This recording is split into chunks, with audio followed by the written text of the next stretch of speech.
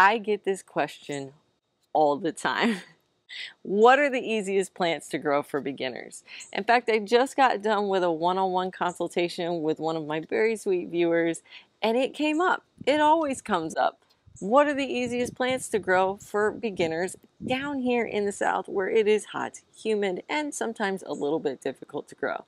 So in today's video, I'm going to share with you my top 10 plants to grow if you are just starting out, and we're going to start with number 10 and work our way down all the way to the number 1 easiest plant to grow. Number 10 is the beautiful and much loved cherry tomato. They have a great return on investment. These little guys ripen a lot faster than the larger tomatoes, and also they have immense, crazy yields. This little guy right next to me, well, big guy right next to me, is called the large red cherry tomato, and they are not kidding because that is a large cherry tomato. That is not the little cherries that you find in the grocery store. These guys are huge, and so the name is quite fitting. And this plant is taking up about a quarter of one of my beds. It's huge, and it's just one plant. And there are hundreds of tomatoes on this plant, which is super, super crazy. The yield is incredible. And when you go into a grocery store to buy one of those little pints of tomatoes, of cherry tomatoes, or even, you know, a whole beefsteak tomato, they can get pretty expensive. In fact, I think lately the pints of cherry tomatoes, or quarts, the quarts are pints, they're ranging anywhere from like $4 to $5 for a pint. And this guy alone has already grown me, I think it's like 1 quart a week. And it's been about 3 weeks since it started, you know, ripening and producing. Now this guy isn't quite ripe. He's green still, but he's got a little bit of pink. That's why I didn't mind pulling him off. So he'll continue to ripen inside. But if you want, you could wait for these guys to completely ripen on the vine. Now the reason why I really love cherry tomatoes or grape tomatoes or even currant style tomatoes here in the South is our window of growth. Now if you're in South Florida, you can grow all through the winter season, and your tomatoes might slow down a little bit. They might take a little longer to ripen, but you can grow them the entire time. But my friends here in Central Florida or Northern Florida, we have very short windows. We have to grow our tomatoes in spring and fall before the heat hits them in summer and before we get our first frost. First of maybe 1 or 2 or 3 frosts for the year that will kill these guys.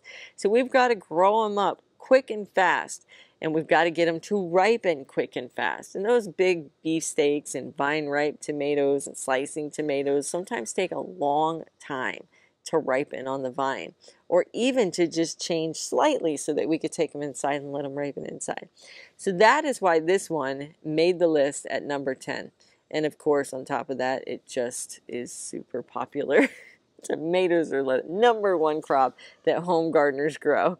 So definitely get yourself some cherry tomatoes. Number 9 on our list is this little guy right here. And this is a pepper plant. I prefer sweet peppers, but hot peppers are the ones that we're talking about today. Hot peppers are on my list because number 1, they do well in summer. They're great for all kinds of preserving, like canning cowboy candy or drying them and turning them into a seasoning. And then the third reason, they're easier than growing sweet peppers, which can be a little bit of a challenge.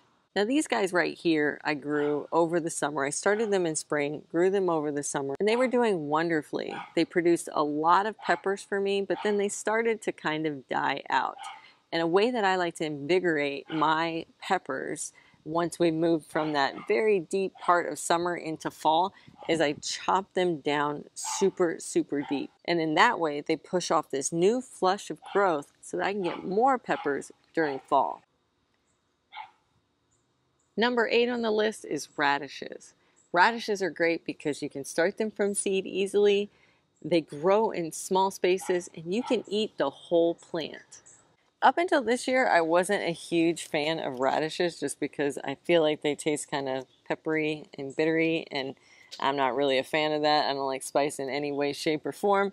But I've been growing these daikons, and it's still 80 degrees heat during the day, some days. Some days it gets cooler, but they're still forming. the root system, and they're producing a huge amount of greens that you can put in salads, soups, stir fries, whatever you like. And if you're not really into the radish peppery flavor, I figured out that you can roast these and all that bitter spicy taste goes away, and they're actually quite nice. They remind me very much of like a fried potato.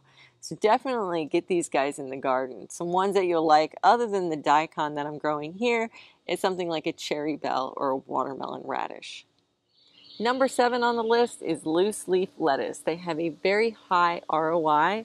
They have the ability to cut and come again, so you have multiple harvests, and they grow incredibly easy from seed. Now these guys I started a little bit late because I was on my trip, and when I came back I seeded them a little late too because I was just getting back. But these, I'm trying them out in my green stock again to see how well they do. And I did start them from seed about 3 weeks ago, and they're starting to get bigger now. The cool thing about lettuce is, number one, lettuce in the grocery store is really expensive when you think about it in terms of size and poundage. So when you buy them in the grocery store, I think you get like 5 ounces. And some of those containers in the plastic is somewhere between like 5 and 8 ounces. And so a pound of lettuce is like at least 2 to 3 of those containers. Each plant in itself can probably produce about 1.5 pounds of lettuce with each plant.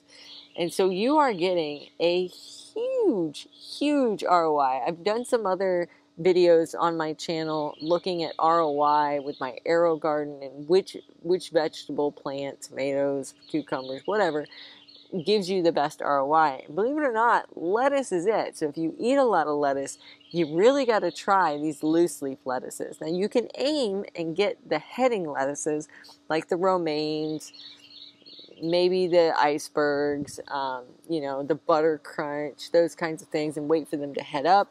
But I've found that I have a lot more success doing loose leaf lettuce because I can cut it at any stage. This guy is actually, believe it or not, almost at a stage where I can cut it. Once it has at least 4 mature sized leaves, I can start taking leaves from it, and we can eat those. So they're quick to produce. They provide multiple harvests, and the price you just can't beat. Next one on my list is a fruit, and that's strawberries. Strawberries are a great option because they can be easily grown in containers. You can perennialize them in Florida so that you don't have to keep rebuying plants, and they produce runners or child plants that you can save and then plant for the next year, and your strawberry bed just continues to grow larger and larger. Now I've grown a lot of different kinds of strawberries. I've grown Albicon, Chandler, and then this one right here, which is Brilliance. It is producing its first flowers. I'm going to have fruit any day now. Now I bought these as plants. I have tried bare root strawberries in the past. You know, by the time they send them, it's still really hot here, and they don't always do the best. And so I always like starting from plants or starts. But you can definitely try doing the bare root thing. They're a little bit more inexpensive to grow because they are cheaper in the bare root form. But variety is really important. You want to grow a variety that is known to do well here in Florida. There's a lot of different kinds. I know there's Jewel, like I mentioned, Chandler, Brilliance, and there's several others that are known because, to be honest, we're great at growing strawberries down here. They'll grow in the ground, they'll grow great in pots, and they don't even need super deep pots. I'm actually growing my strawberries in the leaf green stock, which is the shorter green stock, not the original, because their root structure is just really not that big. And this is another reason which makes them a great option, and of course, they're a fruit. Now this fluffy little plant right here is number 5, and that is kale. This is just one variety. They are usually very slow to bolt. They get a huge harvest off of one plant, and believe it or not, you can grow these year round. When I say you can grow them year round, I don't mean that you can grow this specific one year round, but you can grow different kinds of kale year round. So this is a curly kale. It is, I believe it's called Prism. It is a new variety that I'm trying, and I'm mainly trying it because when I tasted it, it tasted sweet, which is the kind of kale I like. I've also grown red Russian kale, which is very nice, and lacinato or dinosaur kale, which is also really good options. I'm just really looking for that fluffy, crunchy leaf, and this guy is doing the trick. If you've ever bought kale in the grocery store, you think to yourself, it's not super expensive. You're absolutely right, it's not. But you're getting about 7 or 8 stalks. So 7 or 8 of these guys right here. This plant itself will produce probably over 100 or more. It will continue to grow, and what you do is a cut and come again, just like you would with lettuce. We break off the bottom leaves, take those inside, use them, and eat them. And what will happen is this plant will continue to grow higher and higher and higher. And if you can get it growing all the way through fall, winter, spring, the plant will be sitting way up here. The bottom leaves will be gone. It's gonna look like a tree. Now, when we hit summer, these cooler season varieties like the Prism or the Dinosaur, the Red Russian, will start to fade a little bit. They're going to start to get a lot of bug damage, but that is when you move to some of the kales that are designed for summer. One of my favorites is Ethiopian kale. It is a great kale for the dead heat of summer. You can't go wrong with that one. If you're a beginner and you're already finding value with this video, make sure to head down and subscribe to my channel so you don't miss any of my future videos. You might be wondering why I'm showing you an empty bed. Well, that leads us to number 4, which are sweet potatoes. Sweet potatoes are great because they have a hugely long storage life, like 12 months. They grow during the dead heat of the summer here with no problems, and I've never once fertilized or watered them, and they still do great. So just a few weeks ago, I actually harvested my sweet potato crop, and I've gotten 25 pounds. In the past, I've gotten almost all the way up to 40 pounds of sweet potatoes, and those 40 pounds last me and my husband an entire year, and so much so that I can give some away to my family. The cool thing about sweet potatoes is they are a great cover crop. They don't need to go into soil that is especially rich or healthy or anything. I've planted them in sand and they love it. But the cool thing is when you dig them up, something about the covering of the soil during summer, the bringing in of worms and the microbial life into the soil while those roots are growing ends up creating like this really rich soil. So when you dig out your sweet potatoes from that sandy soil, it's almost like it's magically amended, which is such a great bonus. Not only do you get this root crop that'll last a year in your pantry that has great nutritional value, large quantities, but it also fixed your soil. That is definitely a win-win, so that's why it made it onto number 4. Number 3 on our list is green beans. They are super quick to germinating, they don't really need fertilizer, and they are such a forgiving plant.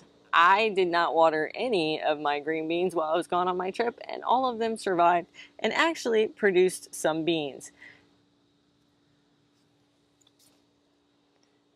Now, these plants look terrible because they are at the end of their lives, but I've grown plenty of dry beans and green beans. I kind of put them in the same class, and they have all done really, really well.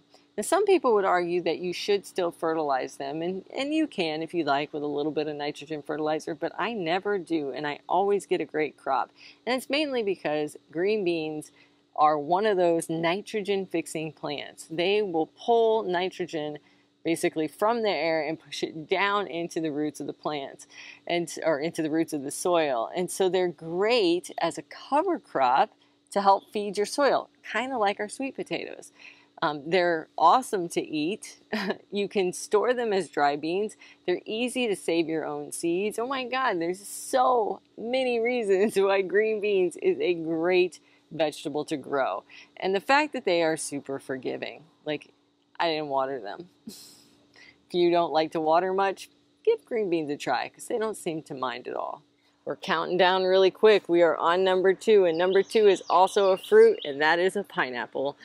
Reason I love pineapples is, one, you can source them from pineapple tops that people have given you, you've harvested, or from the grocery store, and you just pop them into the ground and they will grow another pineapple. I also like them because they have very minimal maintenance and they grow all year round as long as you don't get a heavy frost.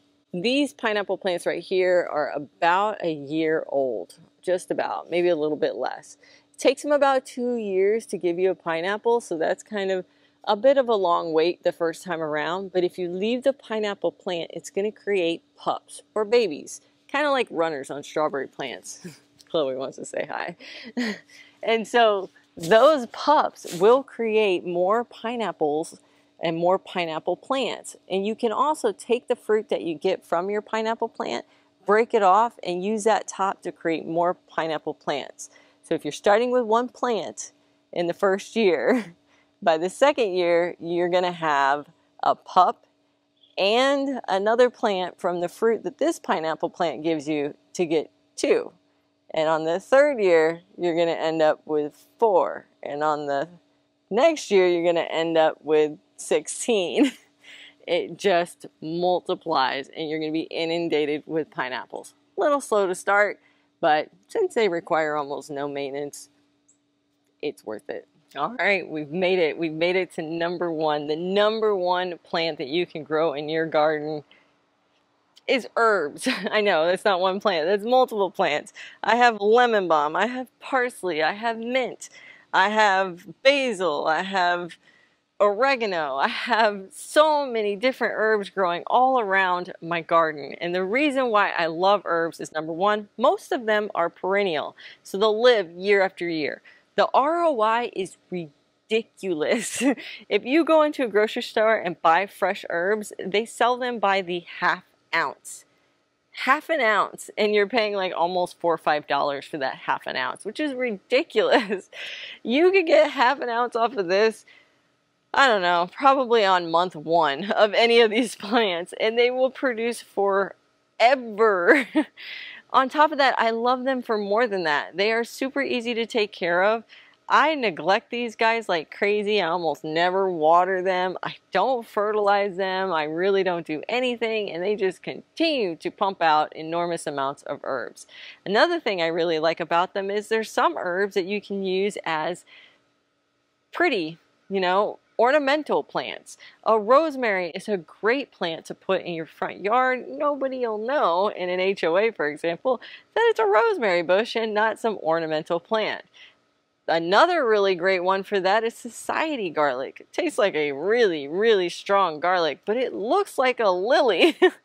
So you can grow them in your front yard. There is a ton of different kinds of herbs, and you can use them in a crazy amount of ways. We think about them most often using them as seasoning in our food, but did you also know that you can use them to make medicinals, vitamins, seasonings, soaps, little balms and creams and stuff for your skin? I mean, there is oils and vinegars. You can make a rosemary oil, or you can make a garlic vinegar with chive. Like, it is crazy the amount of things that you can do with an herb, which is why this guy has made it as my number 1 plant to grow for beginners. Get you some herbs, get you some confidence, because these guys are confidence builders, and let them feed you and provide all of these really cool benefits